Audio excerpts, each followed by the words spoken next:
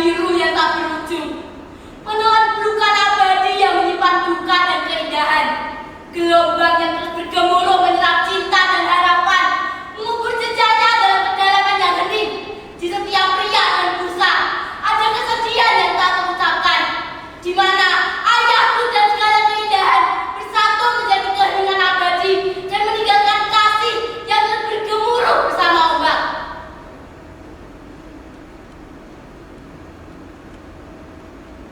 Namaku Bening, seorang anak pesisir yang tumbuh dalam pelukan lembut laut dan langit. Aku dibesarkan dalam keluarga sederhana di tepi pantai, di mana hari dimulai dengan nyanyian ombak dan diakhiri dengan kerinduan pada ayahku.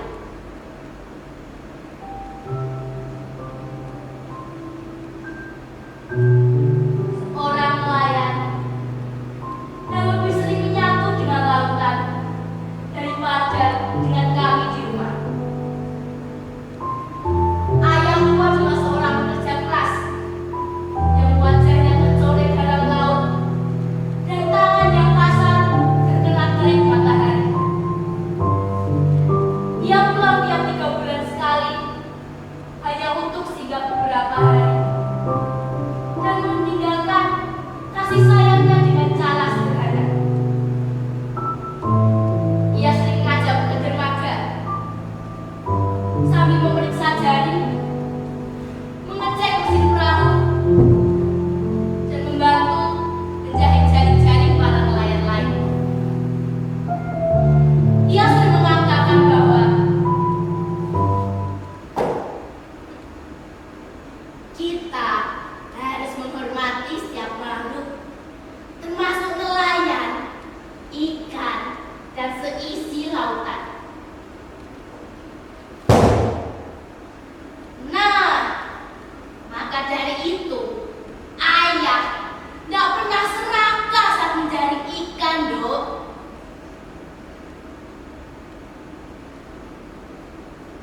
Ia selalu menghormati lautan yang telah menghidupinya. Tanpa sadar, ia telah mengajariku banyak hal. Aku ingin jadi nelayan sepertinya, bukan cuma untuk mengikuti jejaknya, tapi juga untuk menghargai dan menghormati kebaikan yang telah ia ajarkan.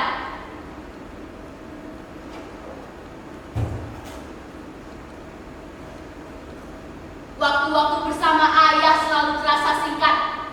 Besok ia harus pergi melaut. Setiap kali ia pergi melaut, hatiku dipenuhi dengan rasa kegelisahan dan rasa kehilangan.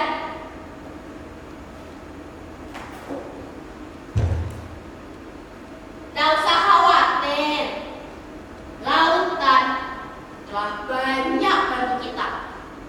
Ayah bisa membesarkanmu seperti ini juga karena laut. Kita hidup dari laut, dan jika perlu, kita juga mati untuk laut.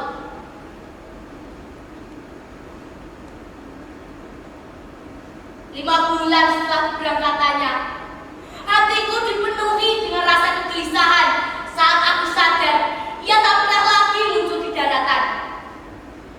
Aku jadi sering pergi ke dermaga, menatap cakrawala, dan berharap bisa melihat siluetnya dari balik cakrawala. Tapi yang ada hanya gelombang yang tenang, seolah menyimpan rahasia. Kini ombak laut hanya mematukan rasa rindu, menunggu saatnya ayah kembali pulang.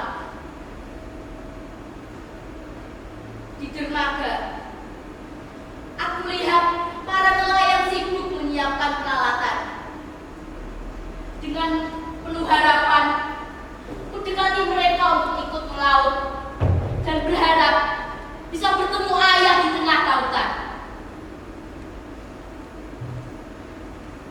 Oh Alando, kamu ini loh, kok nuwet aku banget toh? Hei, nelayan itu kerjaan perumuran, bukan untuk anak-anak.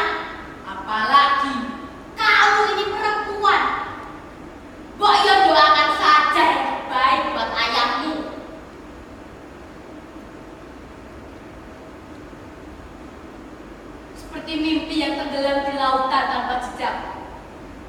Aku kembali duduk di dermaga dengan hati penuh luka, seakan terseret ke dalam dunia yang hanya bisa kuimpikan.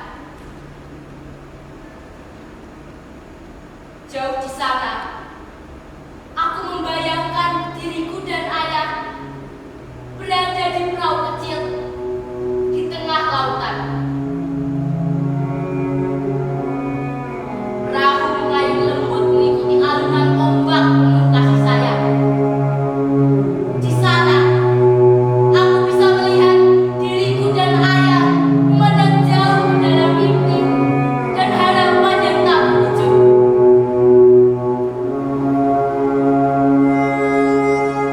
Tapi hangat kasih tiba-tiba berubah menjadi bencana.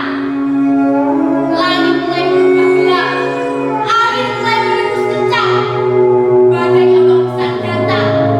Bermainnya kapal kami mulai tenggelam.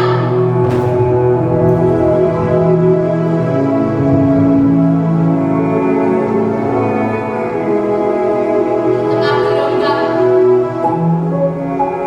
aku lihat ayah mengapung di batu papan kecil yang hanya muat untuk satu orang. Ayah lemparkan papan itu ke arahku. Pegang papan itu erat-erat, tapi ombak besar kembali datang, menggulung apa saja yang ada di depannya. Aku berhasil menekan papan itu, tapi ayah tenggelam di tengah lautan. Ayah!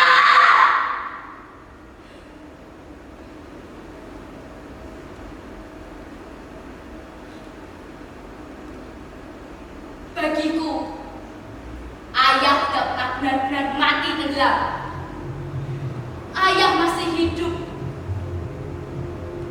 menjelma menjadi lautan.